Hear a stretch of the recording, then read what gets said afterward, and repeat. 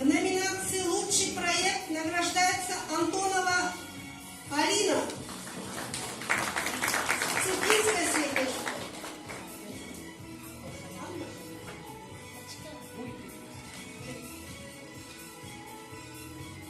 Удмурт Чеберина, номинация Сында Анисимова